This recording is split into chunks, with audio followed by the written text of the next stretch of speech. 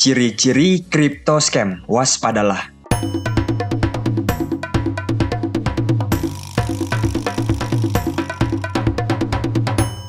Halo semua, selamat malam, selamat datang di channel Pace Crypto. Hari ini saya akan membahas ciri-ciri yang berbahaya pada suatu kripto ataupun token. Setelah saya meriset ratusan koin, bahkan ribuan koin, ini ada beberapa ciri-ciri yang berbahaya yang saya simpulkan agar kalian semua bisa terhindar dari bahaya ini. Oh iya, jangan lupa masuk ke grup Telegram Pace Crypto, grup Telegram termantap, gratis, membernya keren-keren semua. Daripada lama-lama, mari kita masuk ke dalam videonya. Pada video kali ini, ciri-cirinya berupa kumulatif ataupun semakin banyak ciri-ciri yang ada pada suatu project kripto, artinya semakin besar kemungkinan untuk scam kawan-kawan. Seperti ini misalnya. Jadi mungkin satu ciri-ciri berbahaya ini masih cukup aman terhadap suatu kripto. Tetapi jikalau sudah ada 2 ataupun 3 ciri-ciri, berhati-hatilah kawan-kawan karena kemungkinan besar kripto tersebut scam. Jadi saya sudah merumuskan beberapa red flag. Jikalau kalian ingin menambahkan, silahkan komen di kolom komentar. Oke, berikutnya, micin bukanlah scam. Jadi saya membedakan di sini koin micin dan juga koin scam. Kalau micin memang semua orang sudah tahu bahwa itu merupakan meme. Tentunya setiap orang memiliki profil resiko yang berbeda-beda, mereka sudah membedakan antara fundamental dan juga micin, dan juga ekspektasi mereka sudah jelas berbeda kawan-kawan. Jadi menurut saya kalau micin ya memang micin, kalau scam merupakan seperti ini kawan-kawan. Yang berbahaya menurut saya, ini merupakan definisi dari koin scam. Jadi secara marketing ataupun yang mereka sampaikan sangat bagus sekali, sangat baik, sangat jelas fundamentalnya dan sebagainya. Tetapi kenyataannya inilah yang terjadi kawan-kawan. Biasanya ini hanyalah mimpi saja ataupun tidak pernah ada project yang berjalan terkait project ini. Jadi inilah project yang berbahaya bagi saya, yang dari luar tampaknya bagus tetapi dalamnya busuk. Nah, untuk disclaimer kawan-kawan, koin scam ataupun koin penipu juga bisa terbang. Seperti ini gambarannya. Ini merupakan kurva hype dan juga waktu, di mana fundamental sebenarnya tidak ada nilainya kawan-kawan ataupun sangat rendah, tidak bergerak. Tetapi yang namanya hype dapat saja terjadi di market. Kenapa? Karena adanya update palsu mungkin, berikutnya ada kerjasama palsu. Berhati-hatilah, ingat yang namanya Ator kawan-kawan. Ator sempat drop parah karena menurut saya white papernya berbohong.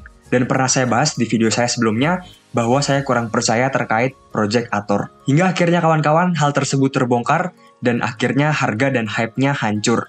Nah, sekarang saya akan masuk ke dalam ciri-ciri pertama di mana timnya terlalu sering membahas harga. Ini merupakan red flag paling utama dan paling mudah dideteksi, di mana jikalau kalian cek Twitter ataupun media sosialnya, tim dari project tersebut sangat sering membahas harga. Berikutnya listing di CoinMarketCap ataupun CoinGecko, mereka langsung menggembor-gemborkan. Berikutnya, misalnya jumlah private sale yang mereka dapatkan, mereka unggah-unggah secara terus-menerus. Berikutnya mereka membahas harga dan pump harga. Ini merupakan ciri-ciri utama dari koin scam. Berhati-hatilah jikalau timnya terlalu sering membahas harga. Yang kedua kawan-kawan, ada yang namanya kerjasama palsu. Saya cukup yakin bahwa kalian semua menilai suatu kripto keren atau enggak dari kerjasama mereka.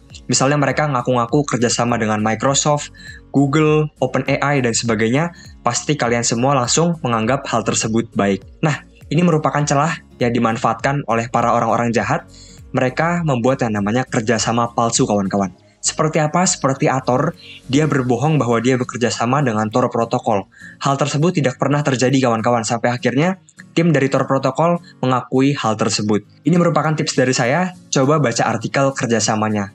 Biasanya jikalau kerjasama besar memang terjadi, mereka akan membuat artikel yang secara spesifik, secara jelas menunjukkan apa bentuk kerjasamanya. Karena jelas kawan-kawan, jikalau mereka menganggap kerjasama tersebut penting, pasti mereka akan membuat artikel ataupun penjelasan terkait hal tersebut. Jikalau tidak ada, berhati-hatilah. Berikutnya, apakah kerjasama tersebut memiliki signifikansi ataupun berbobot?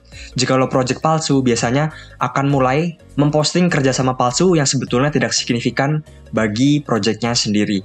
Nah, berikutnya ketiga di sini kawan-kawan, white paper yang ngibul. Berhati-hatilah karena banyak sekali yang terjebak. Memang dibutuhkan pembiasaan untuk mengetahui hal ini karena biasanya mereka cukup pintar menyembunyikan kebohongannya. Ini merupakan beberapa red flag yang harus kalian waspadai. Yang pertama, white paper yang hanya menjelaskan suatu teknologi. Ini banyak banget jikalau kalian cek. Misalnya seperti apa? Misalnya mereka hanya menjelaskan blockchain itu apa, AI itu apa, berikutnya ZK itu apa, dan sebagainya. Mereka tidak menyebutkan apa yang mereka lakukan, tetapi mereka hanya menjelaskan apa itu teknologi blockchain, apa itu teknologi AI, dan sebagainya. Menurut saya, berhati-hatilah terkait project-project seperti ini, karena mereka hanya membual saja menurut saya. Yang kedua adalah menggunakan buzzword. mereka akan memilih kata-kata yang sedang hype sekarang, misalnya apa? Misalnya modular blockchain sekarang lagi hype di Celestia, mereka akan menggabungkan hal tersebut dengan AI misalnya, modular blockchain plus AI plus RWA dan sebagainya. Mereka akan menggunakan kata-kata keren untuk meningkatkan produk mereka. Padahal itu hanyalah produk scam kawan-kawan. Berikutnya, kurang teknis kawan-kawan. Kurang teknis juga berbahaya bagi suatu white paper. Jikalau project tersebut legit ataupun nyata, biasanya mereka akan mencantumkan yang namanya arsitektur ataupun cara kerja protokol ataupun flow diagram, cara kerja protokol dan sebagainya. Jikalau tidak ada kemungkinan bahwa mereka hanya membual ataupun tidak ada projectnya. Berikutnya cuma menggabungkan hype yang tadi saya bahas kawan-kawan.